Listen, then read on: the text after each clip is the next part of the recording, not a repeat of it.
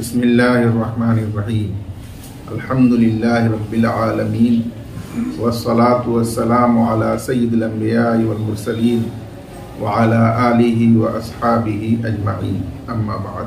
जी बिस्मिल्लाहिर्रहमानिर्रहीम क़ाल वलौ लम युअद्दिया शयअन हत्ता आतकल मौला अहदुहुमा जाज़ल इत्क़ु लिमुसादफ़तिहि मिल्कहु व बरिअ अनिन निस्फ़ि लिअन्नहु मा रज़िय बिल्तिज़ामिल माल इल्ला लियकूनल माल वसीलतन इलल इत्क़ि व मा बक़िया वसीलतन फ़यस्क़ुतु व यब्क़ा निस्फ़ु अलल आख़िर लिअन्नल माल फ़िल हक़ीक़ति मुक़ाबिलुन बिरक़बतिहिमा व इन्नमा जुइला अला कुल्लि वाहिदिन मिनहुमा इह्तियालन लितस्हीह ज़मानी व इज़ा जाअल इत्क़ु इस्तग़ना अन्हु फ़अतमिदा मुक़ाबलन बिरक़बतिहिमा फ़लिहाज़ा यतनस्सफ़ु व लिलमौला।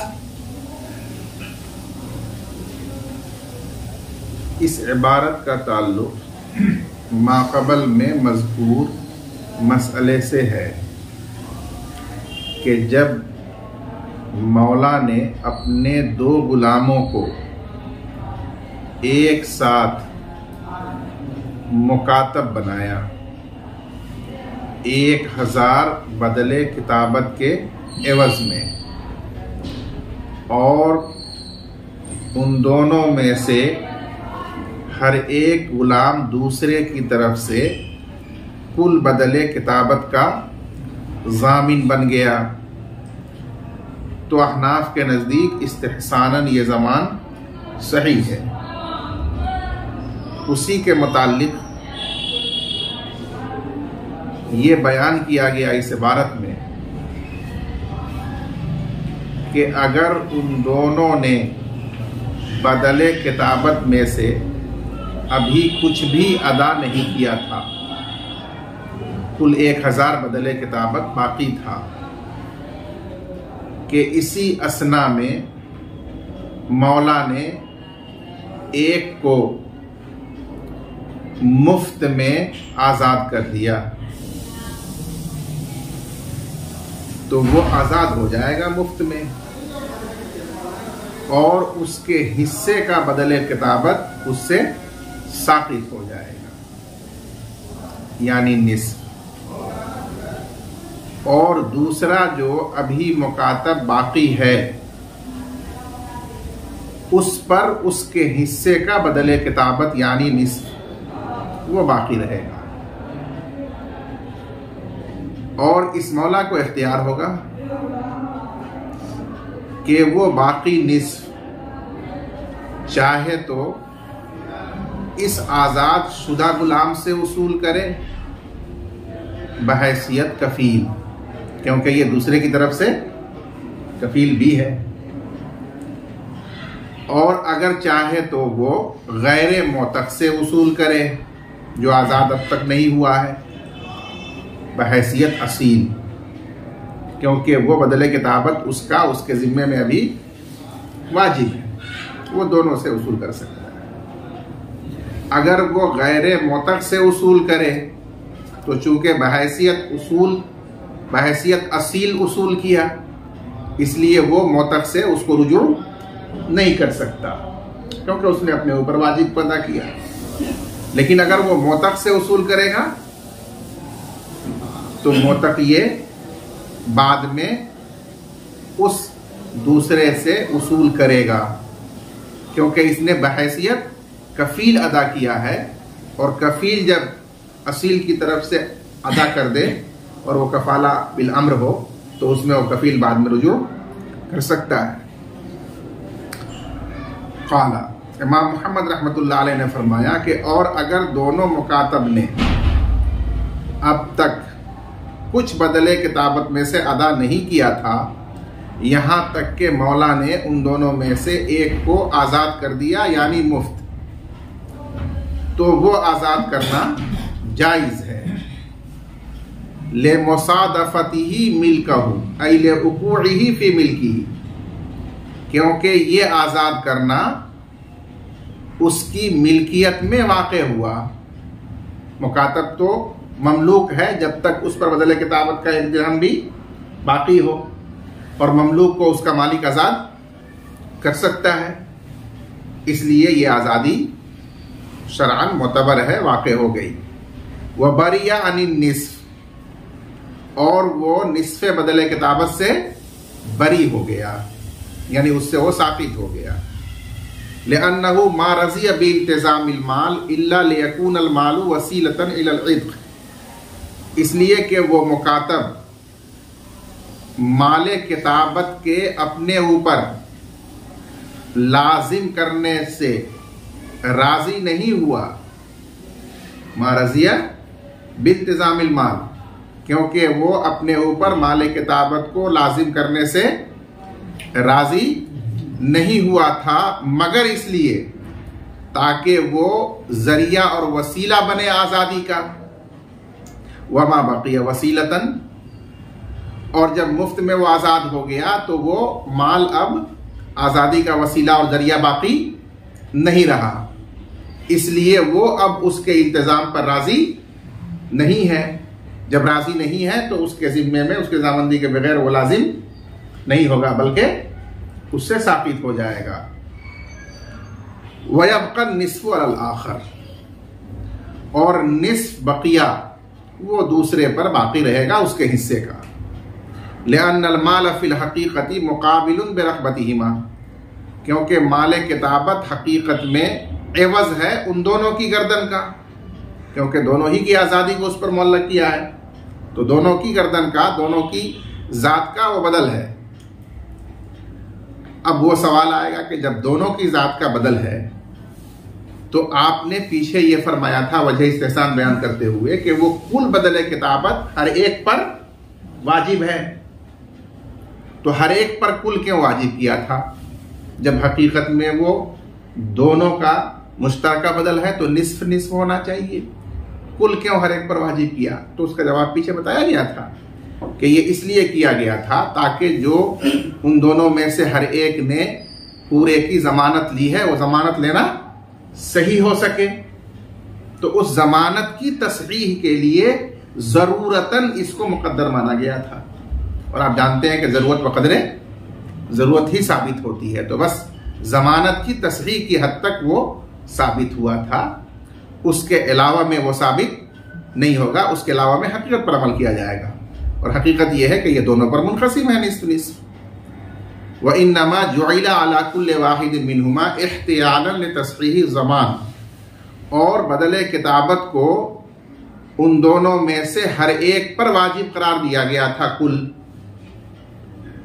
इख्तियारन लितस्हीह ज़मान, ज़मान को सही करने के लिए हीला इख्तियार करने के तौर पर, बस ये जरूरतन साबित था। व इज़ा जाअल इत्क़, और जब आज़ादी एक को हासिल हो गई, इस्तग़ना अन्हु अय अन हाज़ल इख्तियार, तो अब इस हीले की, इस तदबीर की जरूरत बाकी नहीं रही, इससे बेनियाजी हासिल हो गई। फ़अतुबिरा मुक़ाबिलन बिरग़बतिहिम, बस हकीकत के मुताबिक उस बदले किताबत को मुकाबिल और बदल माना गया दोनों की गर्दन का। जब दोनों की गर्दन का वो मुश्तरका बदल है फलिहाजा यतनस्सफ, तो लिहाजा वो दोनों के ऊपर आधा आधा मुनक़सिम होगा। जब आधा आधा मुनक़सिम होगा तो जो आज़ाद हो गया उसके हिस्से का साक़ित हो जाएगा, और जो अब तक मुकातब है उसके हिस्से का उस पर बाकी रहेगा। वलिल मौला अन याख़ुज़ बिहिस्सतिल लज़ी लम युअतक़ अय्युहुमा शाअ, और मौला के लिए जायज़ होगा कि वो उस गुलाम का हिस्सा निस्फ जो आज़ाद अब तक नहीं हुआ, मुकातब है, वो हिस्सा ले अय्युहुमा शाअ, उन दोनों में से जिससे चाहे।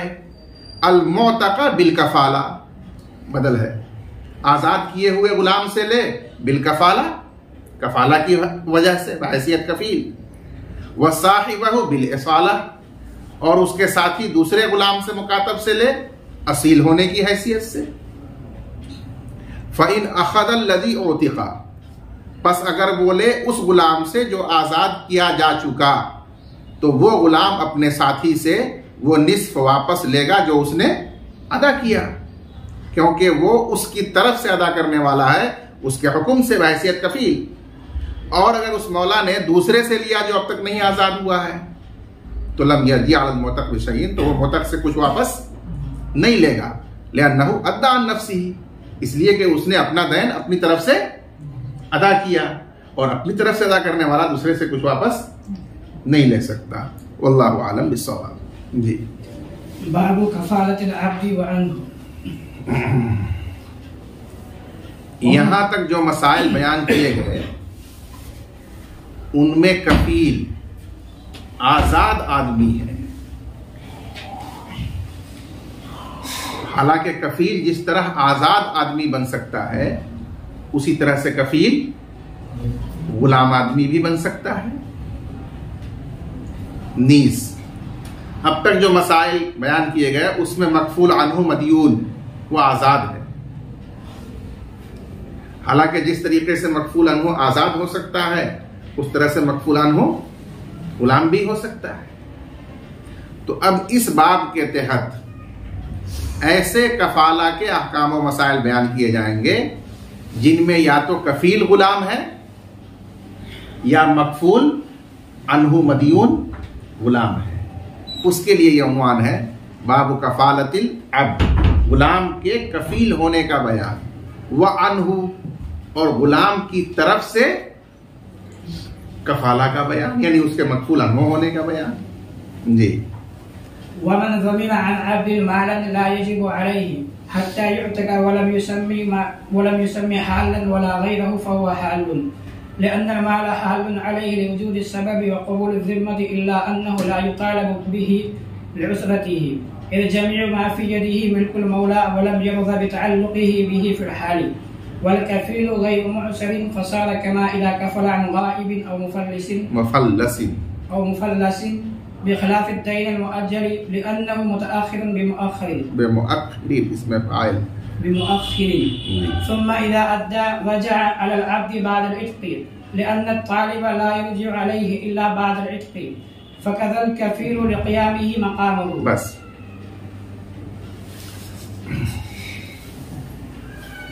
ये मसला इंतहाई आसान है कि गुलाम जब तक गुलाम है,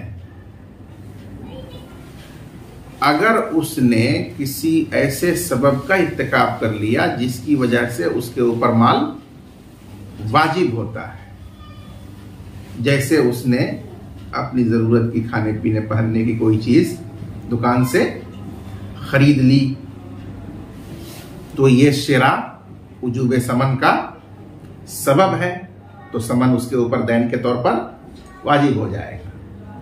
लेकिन जब तक ये गुलाम है उस वक्त तक उससे मुतालबा इसका नहीं किया जा सकता, क्योंकि ये जब तक गुलाम है वो मौसिर है, तंग दस्त है। और तंग दस्त इसलिए है कि जो कुछ वो हासिल करेगा कमाकर, मेहनत करके, मजदूरी करके, हदिया में, गिफ्ट में, वो सब खुद ब खुद किसकी मिल्कियत होगा? मौला की मिल्कियत होगा। तो ये तो खाली हाथ का खाली हाथ ही हर हाल में रहेगा, इसलिए ये मौसिर है। और शरीयत में मौसिर के लिए हुक्म ये है कि जब तक वो खुशहाल और देने के लायक ना हो जाए उस वक्त तक उसको मोहलत दी जाए। कुरान मजीद में अल्लाह ताला ने यह हिदायत फरमाई है, फनाज़िरतुन इला मैसरा, अगर मदयून तंगदस्त है तो उसको मोहलत देना वाजिब है खुशहाल होने तक। तो ये ममलूक गुलाम भी जब तक ममलूक है मौसिर है, इसलिए वो दैन इस माने की वजह से उस पर फिलहाल वाजिब यानी वाजिबुल अदा नहीं होता, बावजूद है कि फिलहाल उजूब का सबब मुतहक्कक हो चुका है। अब ये हुआ कि उस गुलाम की तरफ से उस पर वाजिब समन का एक आजाद आदमी जामिन हो गया, उसकी जमानत ले ली। तो अब यहां सवाल यह पैदा होगा कि जिस तरह असील से मुतालबा आजादी के बाद ही किया जा सकता है, तो क्या इस कफील से भी मुतालबा आजादी के बाद ही किया जाएगा या फौरी मुतालबा किया जा सकता है? उसी का जवाब दिया कि इस आजाद कफील से उस वाजिब दैन का फौरी मुतालबा करना मकफूल लहू के लिए जायज है। क्यों जायज है?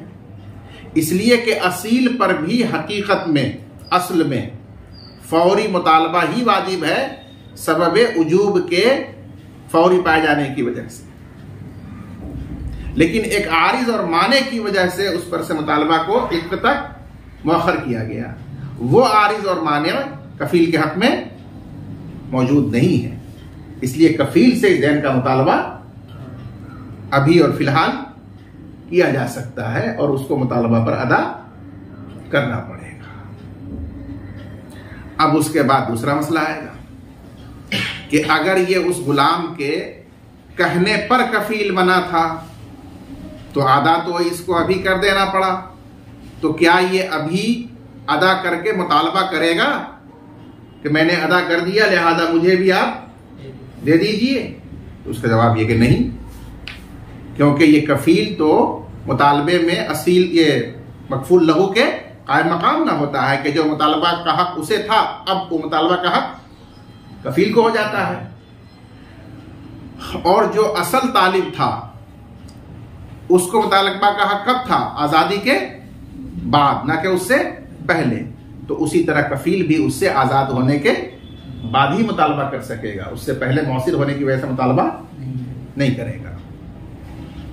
वमन ज़मीन अन अब्दिन मालन ला यजिब अलैहि हत्ता युतका, और अगर कोई शख्स गुलाम की तरफ से जामिन हुआ, कफील हुआ ऐसे माल का जो उस गुलाम पर फिलहाल वाजिब नहीं है, यानी वाजिबुल अदा नहीं है, यहां तक कि वो आजाद हो जाए। वलम युसम्मी हालन वला गैरहू, और उस कफील ने बयान नहीं किया नक़द या गैरे नक़द को, मुतलक कफील हो गया, फहुवा हालुन, तो यह ज़मान नक़द होगा और फौरी उस कफील से मुतालबा करना उसका दुरुस्त होगा। लिअन्नल माल हालुन अलैहि ऐ अलल अब्दी, इसलिए कि माल फौरी वाजिबुल अदा है गुलाम पर, यानी हकीकत में ले उजूदी सबबी, सबबे उजूब के पाए जाने की वजह से, व कबूली जिम्मती, और गुलाम के जिम्मा के उस माल को, उस दैन को कबूल कर लेने की वजह से। इल्ला अन्नहु ला युतालबु बिही लिउस्रतिही, लेकिन उससे मुतालबा फिलहाल नहीं किया जाता उसके तंगदस्त होने की वजह से, क्योंकि वो तमाम माल जो उस गुलाम के कब्जे में है वो मौला की मिल्कियत है, इसलिए वो खाली हाथ है, तंगदस्त है। वलम यर्ज़ बिताल्लुक़िही बिही फिलहाल, और वो मौला उस दैन के गुलाम के साथ मुतअल्लिक़ होने पर फिलहाल राजी भी नहीं हुआ, क्योंकि उसने उसको इजाजत बै की और शरा की नहीं दी थी, इज़्न नहीं था। तो ये इज़्न न होना मौला की तरफ से ये तकाजा करता है कि वो मौला उसका इस दैन के उसके साथ मुताल्लिक़ होने पर फिलहाल राजी नहीं था, इसलिए वो तंगदस्त है और उससे फिलहाल मुतालबा नहीं किया जा सकता। ये तो हाल है गुलाम का। वल कफीर गैर मौसिरी, और कफील वो तंगदस्त नहीं है, जैसा कि फर्ज किया गया है कि वो खुशहाल है, ठीक है, तो इसलिए उसको फिलहाल देना पड़ेगा। फसार कमा इदा कफला अन गाइबिन औ मुफल्लसिन, अब साहिब दाया ने उसकी दो नजीर बयान फरमाई। बस ये गुलाम की तरफ से जमानत ऐसी हुई जैसे कोई शख्स गायब और लापता की तरफ से जामिन बन गया, तो यहां तालिब मकफूल लहू असील से मुतालबा करने से तो आजिज है उसके गायब होने की वजह से, तो क्या वो कफील से मुतालबा नहीं कर सकता? कर सकता है, क्योंकि जिस माने की वजह से वो असील से मुतालबा करने से आजिज है वो माने गैबूबत कफील में नहीं है, इसलिए कफील से मुतालबा फिलहाल वो कर सकता है। दूसरी नजीर कि कोई शख्स मुफल्लस, यानी उस आदमी की तरफ से जामिन हुआ जिसको काजी ने दिवालिया करार दे दिया है, मुफलिस करार दे दिया है, और उसके दैन का कोई शख्स जामिन हो गया, तो अब यहां असील से, मुफल्लस से तो मुतालबा उसका नहीं किया जा सकता और अमा नहीं कर सकते, लेकिन कफील से किया जाएगा। तो इसी तरह से जब गुलाम की तरफ से कोई जामिन हुआ है तो उस गुलाम से तो मुतालबा नहीं किया जा सकेगा जब तक आजाद ना हो जाए, लेकिन इस कफील से किया जाएगा। साहिब हिदायत का तरीका यह है कि ये मुतशाबे मसाइल में फर्क भी बयान करते हैं, तो इसलिए आगे बेखिलाफी दैन मुअज्जल से फर्क बयान किया कि अगर कोई शुबहा करे कि असील पर दैन मुअज्जल हो, यानी मसलन 2 महीने तक उधार और मुअख्खर हो, और कोई उस दैन का जामिन बने, तो कफील से भी वो अजल तक मुअज्जल होता है, मसला गुजर चुका है। और उस अजल से पहले जिस तरह असील से मुतालबा नहीं किया जा सकता, उसी तरह कफील से भी मुतालबा नहीं किया जा सकता। तो इसके जरिए कोई शुबहा करे कि यहां भी जब वो गुलाम से इत्क से कबल मुतालबा नहीं कर सकता तो गोया के मुअज्जल है इत्क तक, तो कफील से भी उससे पहले मुतालबा नहीं होना चाहिए था। अगर कोई ये शुबहा करे इस मुतशाबहत की वजह से, तो उसका जवाब दिया साहिब हिदायत ने, और जवाब का हासिल ये है कि दैन मुअज्जल में जो दैन मुअख्खर होता है वो अजल की वजह से, यानी सबबे ताजील, सबबे ताखीर, यानी अजल की वजह से वो मुअज्जल और मुअख्खर हुआ है। ठीक है, तो जब अजल की वजह से वो असील के हक में मुअज्जल हो गया और कफील उसी दैन का कफील बना, तो इसलिए वो कफील के हक में भी उस अजल की वजह से मुअज्जल होगा, बरखिलाफ उस मसले के जो यहां जिक्र किया गया। यहां माने की वजह से मुतालबा मुअख्खर हो रहा है, ताखीर के मूजिब सबब की वजह से नहीं। इसलिए माने में कायदा क्या है कि जहां माने मुंतफी होगा वहां हुक्म फिलहाल साबित होगा, जहां माने होगा वहीं हुक्म ममनू होगा। तो वो गुलाम में माने है इसलिए हुक्म ममनू है, और वो माने कफील में नहीं है इसलिए हुक्म फिलहाल साबित है। और सबब ताखीर की वजह से जब हुक्म साबित होगा तो वो सबके हक में साबित होगा। तो ताजील की वजह से जहां हुक्म मुअज्जल है, दैन मुअज्जल है, वो असील से भी मुअज्जल है और वो कफील से भी मुअज्जल है।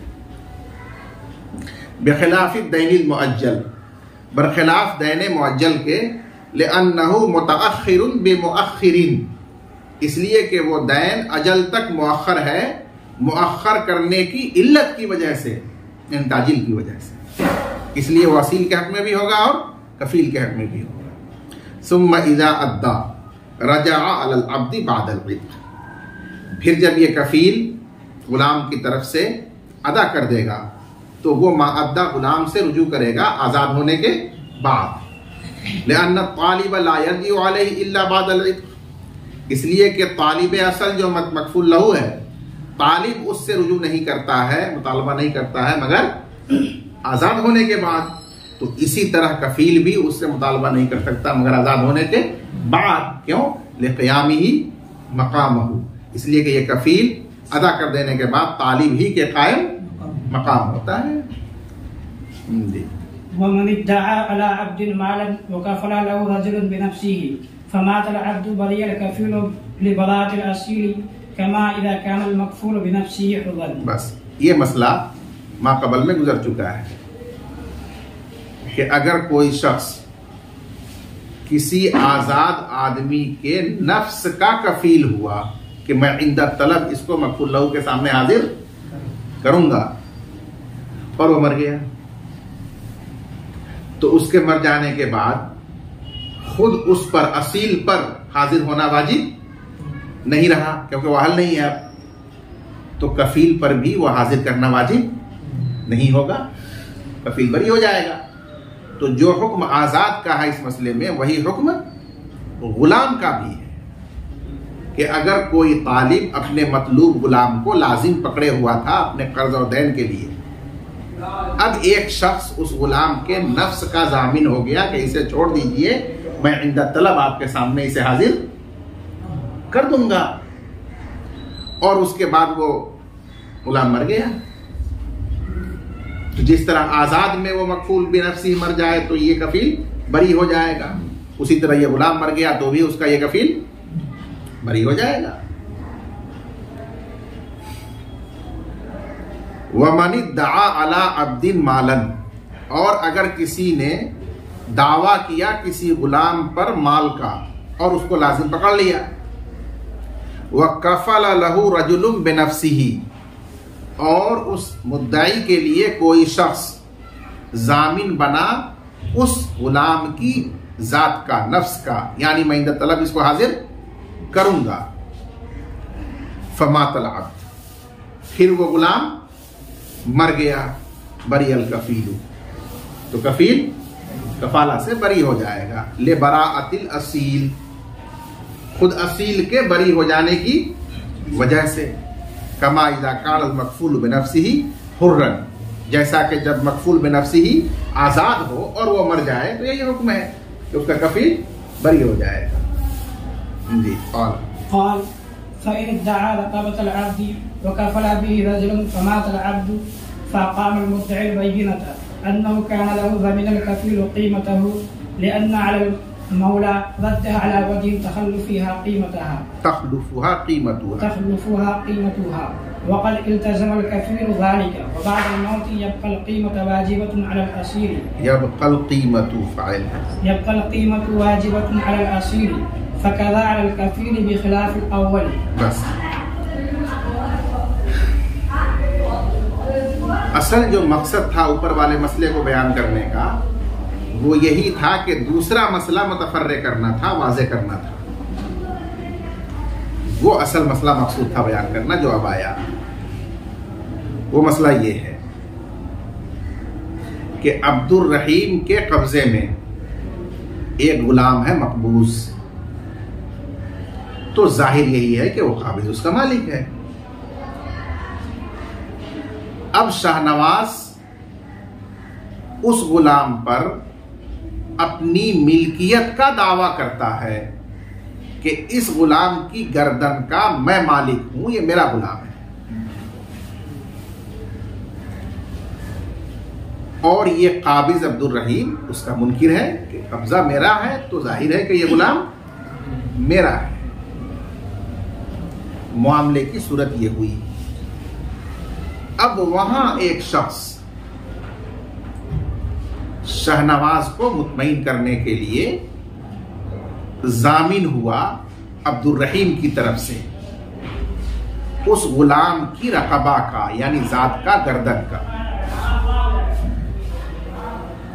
कि आप अब्दुल रहीम और इस गुलाम को छोड़िए, मुतमईन रहिए, मैं अपने जिम्मे अब्दुल रहीम की तरफ से इस गुलाम को लेता हूं, मैं इसका जामिन बनता हूं। तो शाहनवाज मुतमईन हो गया। अब उसके बाद ये हुआ कि वो गुलाम मर गया।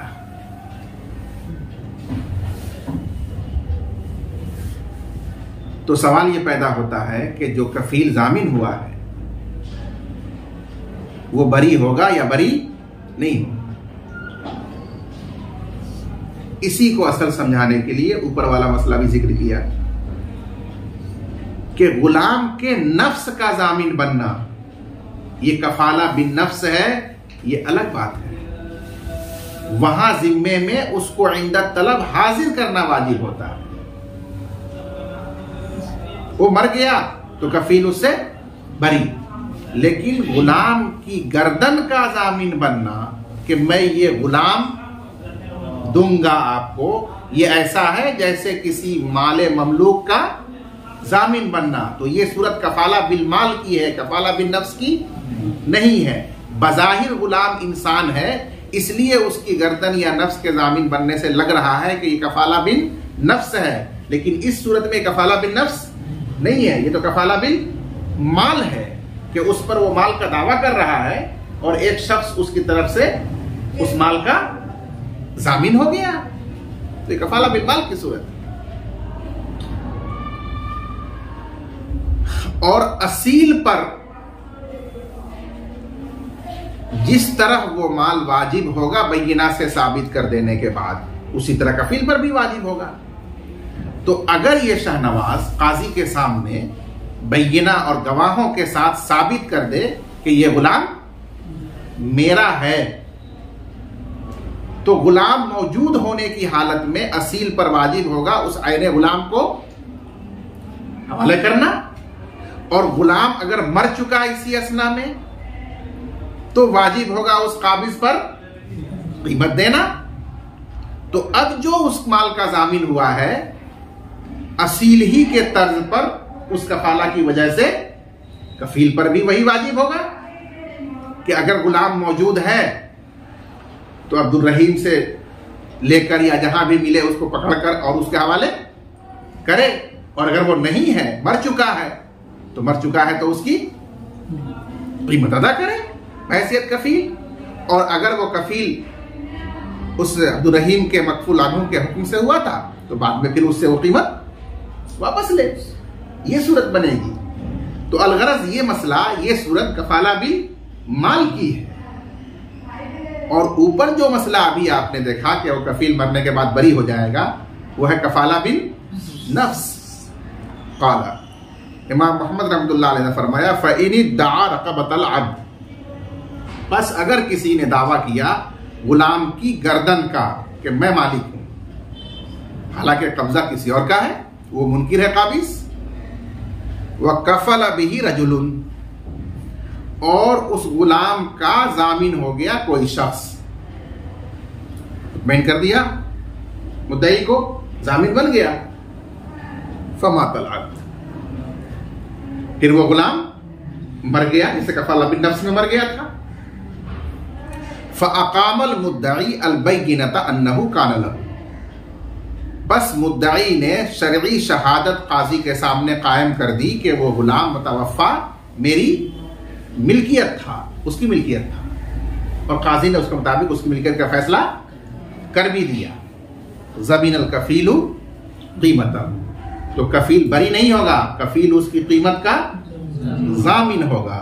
लिअन्ना अलल मौला रद्दहा अला वजहिन तखलुफुहा कीमतुहा, यहां मौला से मौलाए काबिज मुराद है अब्दुल रहीम, इसलिए कि इस फैसले के बाद मौला काबिज पर वाजिब है उस रक़बतुल अब्द को, गुलाम को मुद्दई की तरफ लौटा देना, इस तौर पर कि उसका कायम मकाम उसकी कीमत होगी, यानी असल है तो असल लौटा दे और नहीं है तो उसकी कीमत।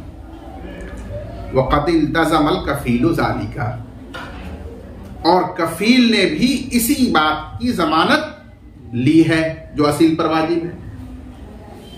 व बादल मौत यब्क़ल कीमा वाजिबतन अल असील, और मर जाने के बाद उसकी कीमत असील पर वाजिब बाकी है, तो फ़क़ज़ालल कफील, तो इसी तरह वो कीमत कफील पर बाकी रहेगी। अब ये मामला बात का होगा कि अगर वो उसके कहने से कफील बना तो फिर उससे वो रुजू करेगा, बेखिलाफिल अव्वल, बरखिलाफ पहले मसले के। उसमें जो कफाला है वो नफ्से अब्द का कफाला है, जिसमें वाजिब है उसको हाजिर करना, और जब वो मर गया तो हाजिरी से खुद ही बरी हो गया, तो इसलिए अब वो कफील बिन नफ्स भी बरी हो गया। ये फर्क की वजह है। वल्लाहु आलम।